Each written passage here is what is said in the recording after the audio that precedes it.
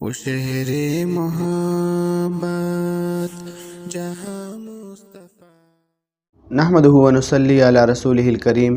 حضرت مولانا مفتی محمد حسن صاحب کا ملفوظ ہے کہ بندوں پر پریشانیاں دو قسم کی ہوتی ہیں۔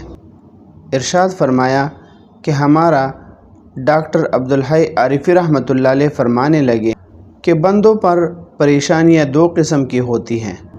فرمایا کہ ایک قسم کی پریشانی اور تکلیف وہ اللہ تعالیٰ کے قرب کا ذریعہ ہیں، اور ایک پریشانی وہ اور تکلیف وہ جو اللہ تعالیٰ کی ناراضگی کا ذریعہ ہیں۔ فرمایا کہ ان دونوں میں فرق یہ ہے کہ جس پریشانی اور تکلیف میں توجہ اللہ نصیب ہو جائے، اللہ پاک کی بارگاہ میں ہاتھ اٹھ جائے، تو یہ پریشانی اللہ پاک کے قرب کا ذریعہ ہے، اور جس پریشانی اور تکلیف میں توجہ اللہ نصیب نہ ہو، وہ اللہ پاک کی ناراضگی کی علامت ہیں۔